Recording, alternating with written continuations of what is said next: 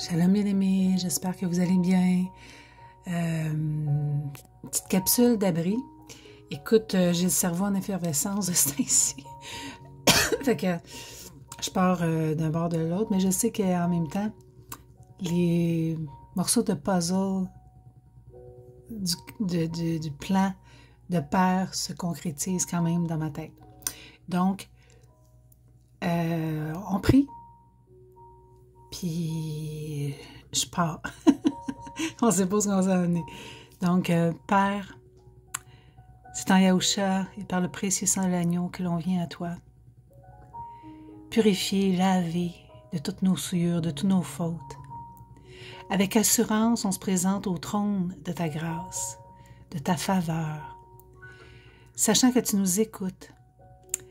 Donc, Père, je te demande que l'onction de ton souffle mis à part, de ton rouk akadouche, puisse parler à travers moi à tes enfants, afin qu'ils saisissent, que nous saisissions la vie éternelle qui est en toi,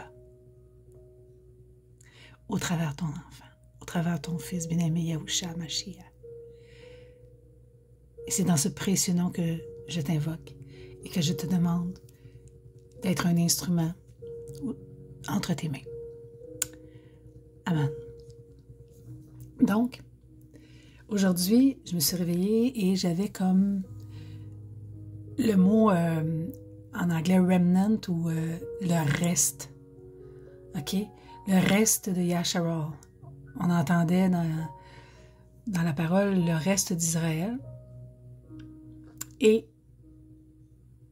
je me suis sentie attirée d'aller voir qu'est-ce que c'était encore dans l'abri. Parce que, tu sais, le mot reste, on sait un reste en français, ça veut dire, bon, quand tu fais un repas puis il en reste, ben, c'est une petite partie de ton repas. OK? C'est pas tout le repas, mais c'est vraiment, quand tu manges des restes, tu manges juste le restant. Mais, étant donné que le français, parfois, a de la difficulté à dépeindre le langage abri dans lequel les Écritures ont premièrement été écrites, c'est pour ça que je vais voir les racines grammaticales, parce qu'à travers les racines, on a une idée plus précise de ce qu'un mot veut dire. Donc, on va aller voir le mot « charit ». OK? Comme je vous dis, l'abri, pour moi, ou l'hébreu, c'est un instrument pour m'aider à comprendre, pour nous aider à comprendre. C'est pas, je ne l'apprends pas pour le parler, peut-être éventuellement, parce que je vois que quand je regarde maintenant l'hébreu, sans les voyelles, OK, je peux comprendre des principes. Parce que les racines dégagent un principe à travers chacune d'elles. Donc, le mot pour reste, c'est le Strong 7611. Je n'ai pas été voir dans tous les lexiques parce que, comme je vous dis, ça popait dans ma tête, là, puis ça aurait été trop long comme capsule. Mais on va retenir le reste, OK? Résidu, reliquat, le restant, tu sais, quand je disais restant, les descendants. Et ça vient de la racine char.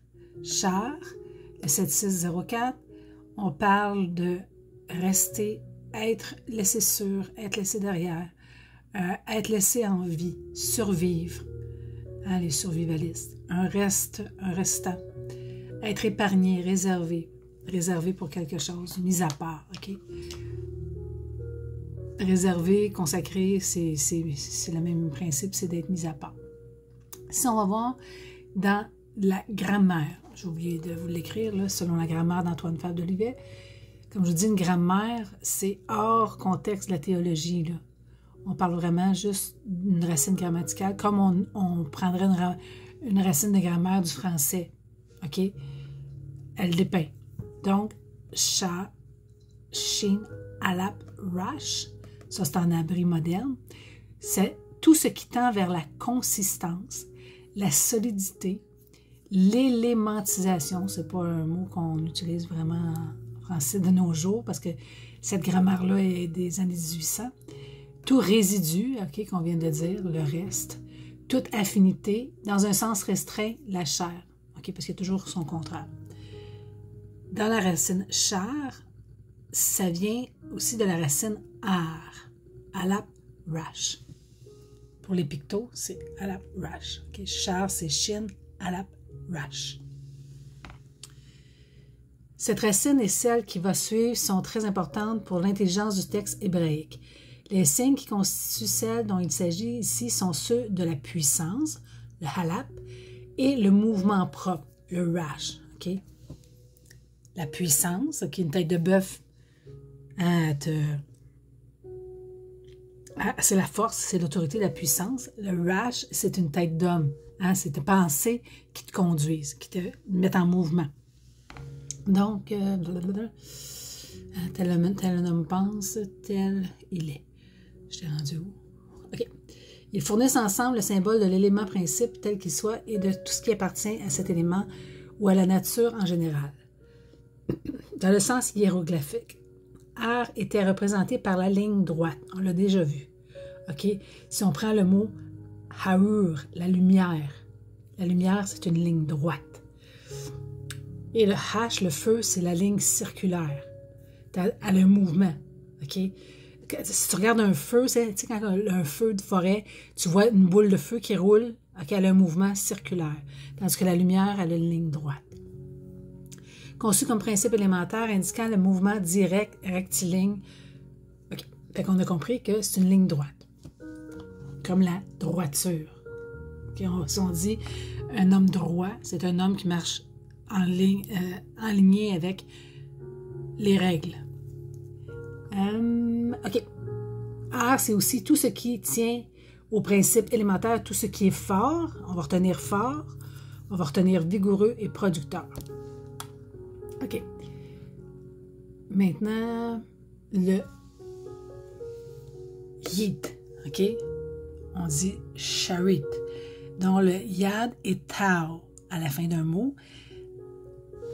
On voit que, je ne lirai pas toutes, c'est l'essence et la nature objective des choses. Voyez la racine halaftav. OK? Père, il dit qu'il est le halaftav. Le commencement et la fin. La première lettre de l'alphabet, halaf, et le tau. Dans les traductions, il dit qu'il est l'alpha et l'oméga, mais ça, c'est le grec. OK? Mais dans l'abri, le halaftav, c'est père. Donc, le halaftav, il nous dit que c'est l'objet, OK? La matière. Tout ce qui sert de caractère, de type, de symbole, de signe, de marque. OK? C'est la même chose que le Tao. Dans le fond, c'est la manifestation de l'alliance. Si on le verrait juste dans les pictogrammes, OK? Le Yad représente la manifestation. Le Tao représente l'alliance, OK? Le signe, le symbole de l'enfant de Yahweh. Donc, si on part avec ça, on va aller voir dans la racine char, OK, on avait la solidité. Et j'ai été poussée à aller voir les synonymes. OK? Inspiré. Donc, la solidité, on parle de fermeté, de force, de courage. Hein, c'est ça qu'il nous disait aussi.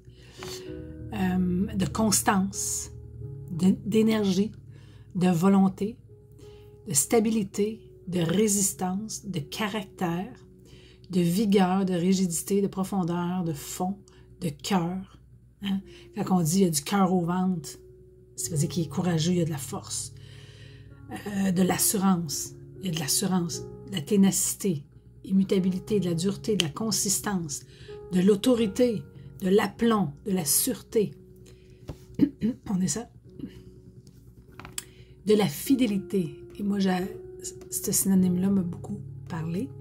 De l'endurance, de la durabilité, de l'équilibre. Fait qu'on voit qu'en regardant les synonymes, j'ai retenu la consistance et la solidité, mais surtout la fidélité, la fermeté et l'assurance dans l'écriture d'aujourd'hui, ce qu'on appelle la Bible. C'est une autre histoire. On traduit ça par la foi. Mais le véritable terme, quand on va voir, on sonde dans la grammaire et dans les lexiques, c'est le terme pour foi serait plus fidélité ou croyance. OK? Confiance, croyance. Là, je ne l'ai pas mis parce que j'ai plus retenu la fidélité. Mais on va aller voir, donc, la lecture possible du mot reste, charit, pourrait se lire la fidélité ou la confiance est un signe, est une marque. Hein? Elle est le symbole, le signe de qui, dans le fond, est le reste de Yasharal ou celle qu'on pourrait appeler l'épouse. Pourquoi, justement, il dit... le pire, c'est que je ne vous ai même pas mis le verset. C'est Sophonie 2,7, je crois. Pourquoi que je me suis mis à regarder ce mot-là, c'est que je lisais le livre de Tsaphania, OK, Sophonie 2. Mais j'ai lu Sophonie, mais j'ai arrêté à 2,7, poum, le mot reste a fait pop-up, puis quand ça fait pop-up de même, je sais que, hop, papa, il va me révéler quelque chose. Donc, on va voir 2 versets dans lesquels ce mot-là est. Dans Mika 2,12, « Je te rassemblerai tout entier à Jacob, je rassemblerai les restes de Yasharal, de Yasharal, qui est, dans le fond, traduit faussement Israël, avec les points, voyons, j'ai de la misère avec mes mots, là.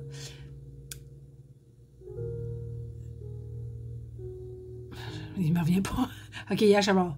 Bon, moi, je traduis lettre à lettre, OK?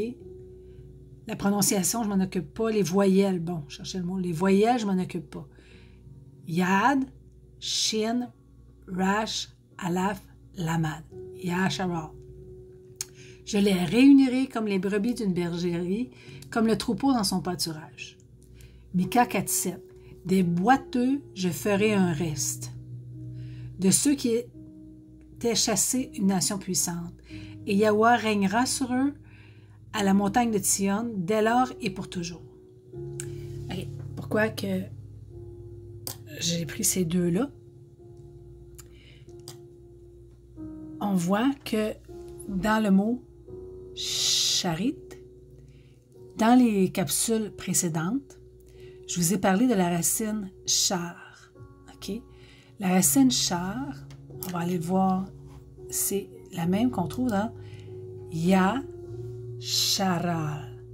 OK? Et la racine char, si on la regarde du point de vue de la grammaire, c'est un gouvernement libéral. OK? Un roi, un souverain, un chef, qui est juste et lumineux. OK? Je l'avais fait aussi une deuxième fois. Si tu regardes la racine char, shir, shur, tout ce qui est mesuré, coordonné, juste, conforme à l'harmonie universelle, astreint à des règles comme un chant musical, une mélodie, une loi, un poème, un système de gouvernement.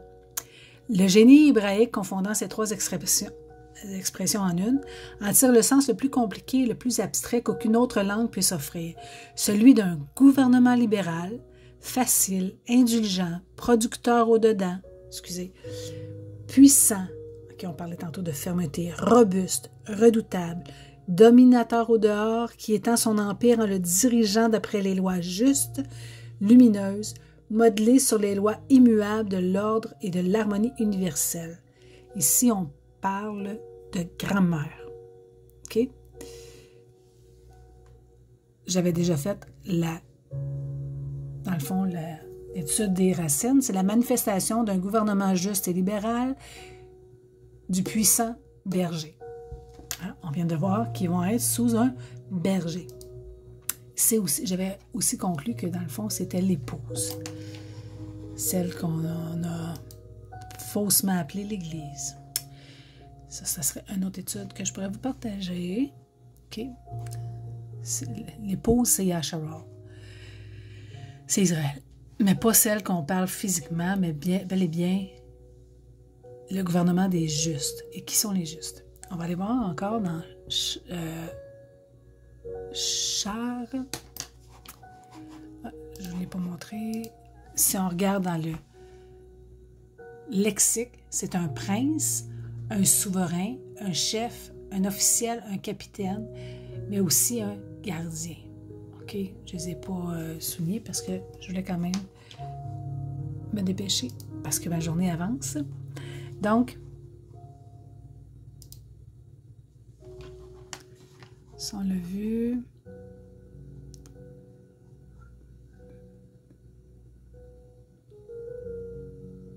OK. Quand on parlait de fidélité, tantôt je vous ai dit que c'était le mot. Souvent, ils ont mis le mot foi, mais la concordance en hébreu, c'est le mot hamuna. Il y en a qui disent emuna, mais c'est un laf. Alaf, maïm ou ao, nun, ha. Amuna. Amuna, on parle ici de fermement. On vient de dire que le mot char parle de fermeté. OK? Donc, amuna, fermement, fidélité, constance. Hein, on a dit consistance, la constance aussi était dans les synonymes. Le devoir accompli, la vérité. OK, fidélité et vérité, c'est le mot hamuna.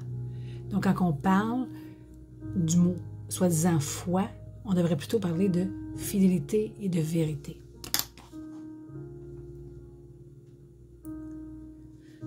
Un verset qui nous parle de ça, c'est Abrim, Hébreux 3, 14 à 15. « Car nous sommes devenus participants de Mashiach. » OK, Mashiach, c'est le oint. « Pourvu que nous retenions fermement jusqu'à la fin l'assurance. » Char, le reste. Fidélité, fermeté, assurance. Que nous avions au commencement, pendant qu'il est dit, aujourd'hui, si vous entendez sa voix, n'endurcissez pas vos cœurs comme lors de la révolte. OK? Donc, on parle, dans le fond, quand on parle du reste, on parle de ceux qui marchent par leur confiance, leur fidélité en Yahuwah. Si on regarde ici, or la confiance, OK, l'amuna, dans le fond, ou la croyance, est une ferme assurance. Des choses qu'on espère, une démonstration de celles qu'on ne voit pas. Son maître lui dit, c'est bien, bon et fidèle serviteur. Tu as été fidèle en peu de choses. Je te confierai beaucoup. Entre dans la joie de ton maître. Donc, quand on parle du reste, ce sont des gens qui marchent, des enfants de Yahuwah marchent dans la fidélité, dans la confiance en Yahuwah. Et en bonne épouse, okay, en tant qu'épouse, la première chose qui est importante, c'est la fidélité. C'est pour ça qu'ils nous appellent dans la première alliance, ils appellent Yasharal l'infidèle. L'infidèle, elle allait auprès de d'autres tout-puissants, elle allait auprès de d'autres déités, dans le sens, elle allait auprès des idoles, des statues, etc., des hommes. Elle allait auprès de d'autres puissants pour demander conseil. Donc, on voit dans Abrim 11, 6, 7, Hébreu. Or, sans la foi, qui est écrit dans la traduction, on pourrait dire sans la confiance, sans la croyance, la fidélité, la constance, sans la vérité, il est impossible de lui être agréable. Car il faut que celui qui s'approche de Yahuwah croit que Yahuwah existe et qu'il est le rémunérateur de ceux qui le cherchent. C'est par la confiance que Noé, divinement averti des choses qu'on ne voyait pas encore, et saisi d'une crainte respectueuse, construit une arche pour sauver sa famille. C'est par elle qu'il condamna le monde et devint héritier de la justice qui s'obtient comment? Par la confiance. OK? La justice, notre propre justice à mettre tout ce qui est en prête, tout ce qui est écrit dans la loi, n'est pas ce qui nous rend juste devant Yahuwah. Celui qui nous a rendus justes, c'est Yahushua HaMashiach au travers le sacrifice qu'il a offert, c'est-à-dire son sang, qui seul a la puissance d'effacer l'acte de condamnation qui était contre nous, tous. La parole dit tous ont péché et sont privés de l'estime ou de la connaissance de Père. On l'obtient comment? Par la confiance. Et là, quand on parle de signe, OK, parce que le reste, on dit que c'est la croyance qui est un signe, ou comme je vous dis, les synonymes, c'est les autres définitions plutôt, c'est la fidélité et l'assurance. Dans Marc 13,4, un disciple pose la question, « Dis-nous quand cela arrivera-t-il et à quel signe connaîtra-t-on que toutes ces choses vont s'accomplir? » Ça, c'est le retour de Mashiach, les tribulations, etc., etc., etc. OK, à quel signe on va reconnaître? Ça dit, et puis là, je vous le laisserai le lire, là, parce qu'on n'a pas le temps de tout le lire, je ne veux pas que ça soit trop long. On est déjà rendu à 21 minutes. Ça dit, « Vous comparaîtrez devant des gouverneurs et devant des rois à cause de moi. » OK, on va vous accuser faussement. Et un des signes, c'est que vous serez haïs de tous. Comment? Pour qui? Pourquoi? À cause de mon nom.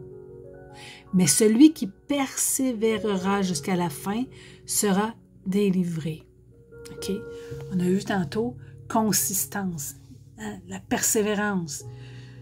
Il tombe, il se relève, etc. Mais tout ça, c'est par la faveur de Yahuwah. Okay? C'est lui qui le fait. Je vous écrirai le verset à l'écran, j'ai oublié d'aller le chercher. Il y a une parole qui dit « Je t'affirmerai, je te fortifierai et je te rendrai inébranlable, ferme devant l'adversité. » Okay? Comme un arbre bien enraciné. Hein, la parole nous dit qu'on va s'enraciner dans la maison de Yahuwah. Mais c'est qui? C'est Yahushua. Okay? Yahushua est la maison et le temple. Quand il a parlé devant ses accusateurs, il a dit « Détruisez ce temple, hein, détruisez ma maison, mon corps, et je le rebâtirai par le souffle de Yahuwah. » En 3 jours. Donc, c'est le temple, c'est la maison. Comme moi, comme toi, on est la maison, le temple du souffle de Père. Un Père, pour marcher sur la terre, il est un souffle. Il est souffle de vie. Donc, pour marcher sur la terre, il a besoin d'un temple. Dans la première alliance, on le démontrait au travers une tente, un bâtiment. Mais Père n'habite pas dans ce qui est fait de main d'homme. Il habite dans ce qu'il a lui créé, c'est-à-dire nous. Et c'est Yahuwah Elohim, notre Père, qui nous établit avec vous en Yahushua HaMashiach. Hein, on pourrait dire le oint. Le oint, c'est qui? C'est le souverain sacrificateur. Et qui nous a oint comme messager. Okay? Parce que Mashiach veut dire messager, oint. Et dans la première alliance, c'est le souverain sacrificateur qui oignait les sacrificateurs. Hein? Puis la parole nous dit qu'on est une race élue, un sacerdoce royal. C'est-à-dire des sacrificateurs du roi. Et nos sacrifices qu'on offre, c'est le fruit de nos lèvres qui confessent son nom. Écoute, je ne vous écrirai pas tous les versets qui sortent de ma bouche, là. Mais c'est ça. Et qui nous a oint comme messager et qui a aussi mis son sceau.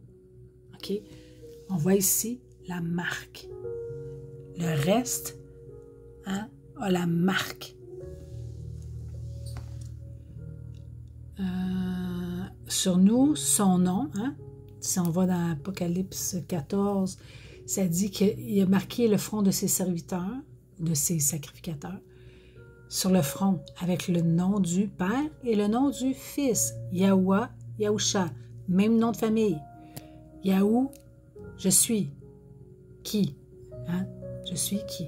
Je vais vous le répéter souvent, ça va rentrer comme ça a rentré dans ma tête à moi. OK. Nous a donné son souffle, okay? Parce qu'un des sceaux, c'est son nom. Et le souffle nous a donné son souffle mis à part.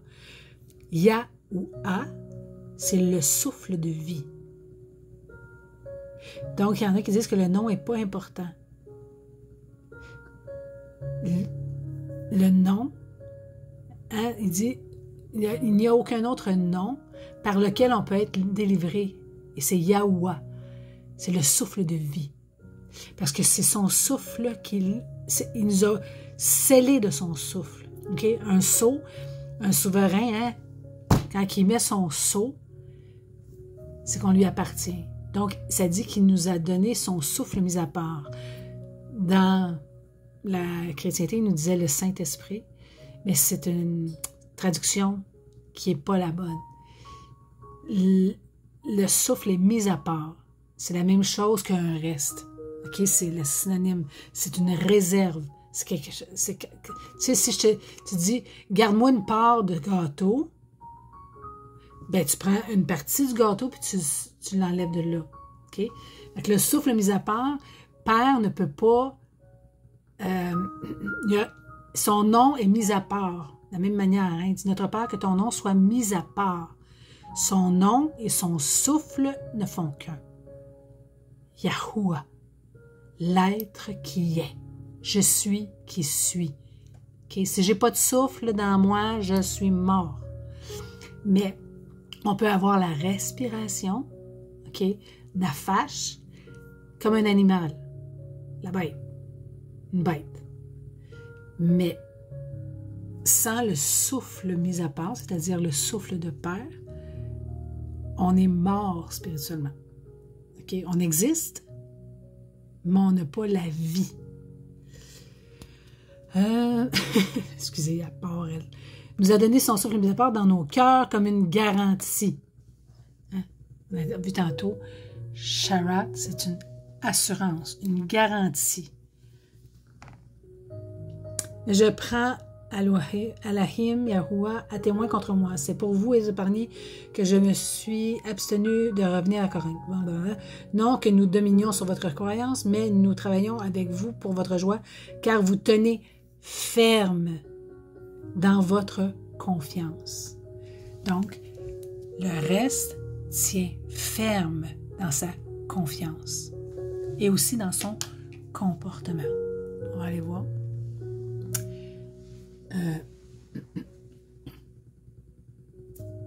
Là, l'exemple qui m'est venu, c'est vraiment la parabole des 10 vierges. Okay? C'est pour ça que j'ai mis cette image-là. Okay? On voit les 5 vierges sages qui ont leur lampe remplie d'huile, qui sont dans la lumière, et les 5 vierges folles qui n'ont pas d'huile dans leur lampe. Okay? La lumière représente la connaissance de Père. Hein? C'est synonyme. La lumière, c'est synonyme de connaissance. Alors, le règne des cieux sera comparé à 10 jeunes filles qui prirent leur lampe et sortirent à la rencontre de l'époux. Et 5 d'entre eux, je sais pas pourquoi c'est, étaient sages et 5 insensés. Ceux qui étaient insensés ayant pris leur lampe n'ont pas emporté d'huile avec eux. Mais les sages prenaient de l'huile dans leur vase avec leur lampe. Pendant que l'époux prenait du temps, elles s'assoupirent toutes et s'endormirent. Les 10 s'endorment. C'est ça qu'on voit là. Pendant longtemps, Père, la connaissance du Père était comme, on était comme endormi. Mais là, c'est ce qu'on appelle un réveil, dans le sens qu'il réveille son épouse. Mais il dit, voici l'époux arrive, sort à sa rencontre. Alors toutes ces jeunes filles se levèrent et préparèrent leurs lampes. Et les folles dirent aux sages, donnez-nous de votre huile, car nos lampes s'éteignent. Mais les sages répondirent, disant, non, en effet, il n'y en aura pas assez pour nous et pour vous. Allez plutôt chez ceux qui vendent et achetez pour vous-même. Pendant qu'elles allaient acheter, l'époux vint, et celles qui étaient prêtes entrèrent avec lui au festin des noces, et la porte fut fermée. Même parallèle que l'arche de Noé. Okay? Tout se tient dans les Écritures. Okay? C'est toujours l'œuvre rédemptrice de Yahuwah en Yahusha. Tout pointe vers Yahusha, qui nous ramène à Yahweh. Et plus tard vinrent aussi les autres jeunes filles, disant, Maître, ouvre-nous. Mais lui dit, en vérité, je te le dis, je ne te connais pas. Tantôt, quand je parlais de la lumière, de l'huile, on parle de connaissance du Père. Veillez donc, car vous ne savez ni le jour ni l'heure où le Fils d'Adam viendra. OK? Parce que le Père, ça dit, tu sais, il y en a qui disent le Père, le Fils et le Père. Non, le Père vit dans le Fils, dans le sens, vit à travers le Fils, comme il vit à travers nous aujourd'hui. Mais il n'est pas le Père. Okay? C'est pour ça qu'on dit le Fils d'Adam. En ce jour-là, ce cantique est chanté. Le parallèle, c'est vraiment que l'huile représente l'esprit, le souffle de Père, et son fruit. C'est le comportement. Okay. Le fruit de l'esprit, hein, c'est quoi? C'est l'amour, la joie, la paix, la fidélité, la justice. Okay. Seulement le souffle de Père en nous peut accomplir. C'est pour ça qu'il dit, c'est moi qui vais le faire. Je le ferai. OK? Dans Yeshayahu 26, 1 à 4. En ce jour-là, ce cantique est chanté dans le pays de Yahuda, et non pas Juda. Yahuda. Yahuah, on rajoute le Dalat. Le Dalat, c'est quoi? C'est la porte, le chemin. Yahusha. Nous avons une ville forte. Il établit la délivrance des murs et des remparts. Ouvrez les portes. Laissez entrer la nation juste. Tantôt, hein, on a vu que Yashara, c'est une nation juste. On va le voir, le mot tzaddik veut dire la même chose. Et fidèle. Dans certaines versions, ça dit qui garde la vérité. Et la vérité, on dit que c'est les instructions du Père, la Torah. Amoun, OK? Tantôt, on disait Amouna, la foi. La croyance, c'est Amouna. Et fidèle, c'est Amoun, 0,529. Tu gardes dans une paix parfaite celui qui est ferme d'esprit. Encore une fois, la fermeté. Car il a confiance en toi. Aie confiance en Yahuwah pour toujours, car Yahuwah est un rocher. Un rocher, c'est stable, inébranlable. Et là, on voit le mot tzaddik. OK? Si on va juste dans le lexique, le tzaddik ou le juste, c'est tout ce qui est juste, légal, droit. Hein, tantôt, on disait que char, la racine char, c'était une ligne droite. Hein, quand on dit la droiture, comme je disais tantôt, la justice, tout ce qui est droit. Pas pour rien qu'on appelle, quand on parle des avocats, des juges, ils pratiquent quoi? Le droit. Ils pratiquent la justice. Pas toutes, là. On s'entend qu'il y en a beaucoup qui sont dans la corruption, hein, qui sont tordus. Ils ne sont plus dans la droiture, ils sont croches. Donc, droit dans un gouvernement, OK? Droit dans une cause, dans la conduite et le caractère juste. Mais on dit comme justifié et défendu par Yahuwah. C'est lui qui nous rend juste. Hein? Yahusha dit, la parole dit, il s'est fait pour nous sagesse, justice, rédemption, sanctification. Il le fait pour nous. Nous, on entre dans sa justice. Correct, innocent. Oh, j'ai marqué innocent, c'est innocent. Là, je voulais montrer, Amoun veut dire ça. OK, on finit avec celui-là. Car je n'ai pas honte de la bonne nouvelle de Mashiach. Okay? On a vu tantôt Mashiach veut dire ouais, je ne l'ai pas mis, mais je pourrais faire une étude sur le mot Mashiach, c'est super intéressant. Le mot pour bonne nouvelle, c'est Bashura. Car c'est la puissance. Tu sais, tantôt, je disais, je ne l'ai pas dit. Char, OK, on a vu que c'est le gouvernement juste, droit. Hein, tantôt, gouvernement libéral, un souverain juste et lumineux. Hein, quand on dit un sacerdoce royal, on est des souverains. C'est pour ça que Yahusha est le souverain des souverains. Et si on regarde le mot reste, on voit que char a le halap. Donc, il y a la puissance, le potentiel. la volonté, le pouvoir, l'autorité. Il vous a donné autorité de marcher sur les serpents, sur les scorpions, sur la puissance de l'ennemi. OK? Pas sur notre prochain, sur l'adversaire en moi. OK? Sur l'adversaire dans le prochain, dans le sens qu'il nous a donné le pouvoir de marcher de façon droite. C'est parce que la chair a des désirs contraires. OK, là, je vais vous montrer. Celui-là, je l'ai-tu mis? Ouais. Le mot foi. OK, si tu vois le synonyme, c'est croyance, conviction, honnêteté, vérité, espérance, certitude.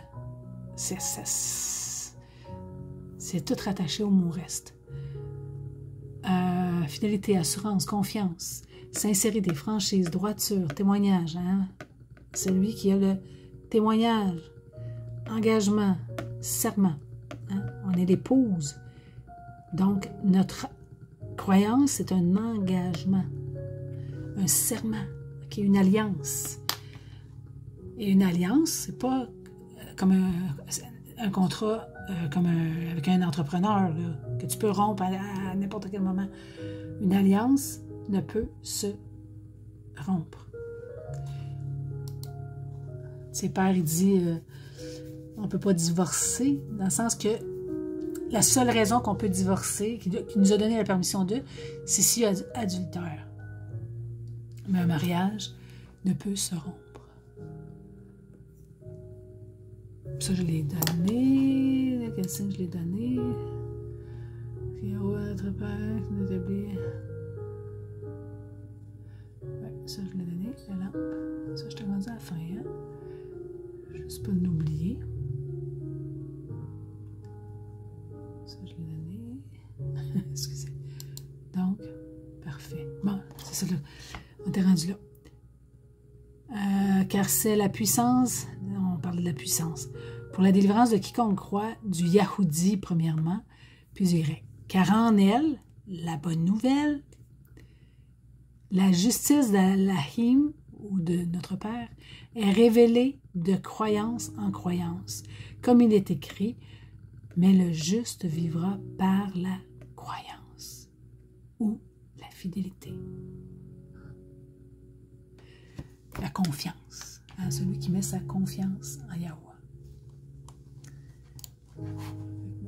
J'avais pas d'autre chose. Ça. Pour résumer, le reste, qu'on appelle le reste de Yahshua,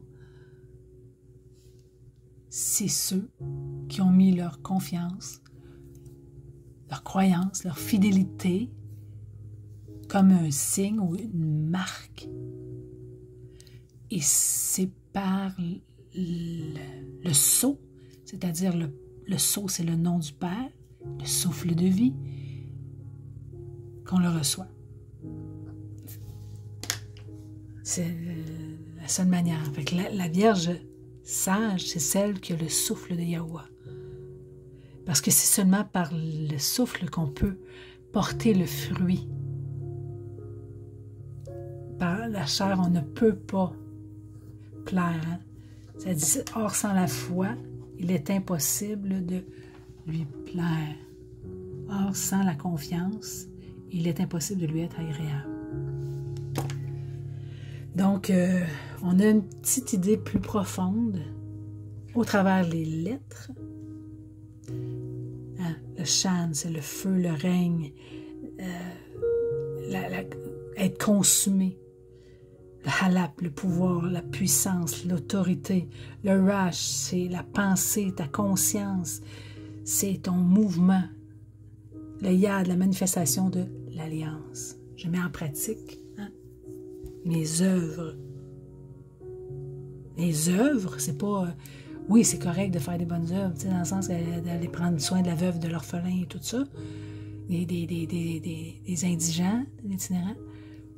Mais la première œuvre que Père nous demande, c'est de croire. De croire en Yahushua HaMashiach. Et surtout d'avoir confiance en lui, en notre Père. Parce que le faux évangile ou le faux messager, il nous amène au Fils. OK, à Dieu ici. Mais le messager, nous amenait un message, venait nous rétablir avec le Père, venait nous réconcilier avec le Père. Donc, si on ne connaît pas le Père, dans le sens qu'il nous manque, il nous manque de l'information, là. OK, fait que je vous laisse là-dessus, je vous aime, je vous embrasse. N'hésitez pas, là, je pense que j'ai réussi à remettre les commentaires sur ma page YouTube. Je suis une techno-dinosaure, technosaure, je ne sais pas comment appeler ça, là. Fait que, tu sais, je vous fais des capsules du mieux de ma capacité pour le moment. J'aimerais en apprendre davantage, vous faire des montages, que les pages changent toutes seules, puis c'est de toute beauté. Mais je ne suis pas là. Mais je vous donne ce que j'ai, gratuitement. Parce que ce qui vient d'en haut, on le donne gratuitement. On a reçu gratuitement, on donne gratuitement. Je vous aime. Puis surtout, n'oubliez pas que lui vous aime. Puis si vous êtes là, puis vous entendez cette vidéo, surtout n'endurcissez pas votre cœur. Parce qu'un jour, la porte va se fermer. Mais il est encore temps. Il ne reste pas beaucoup de temps, mais il est encore temps de se repentir et de revenir à notre Père au travers son Fils. Bisous, je vous aime.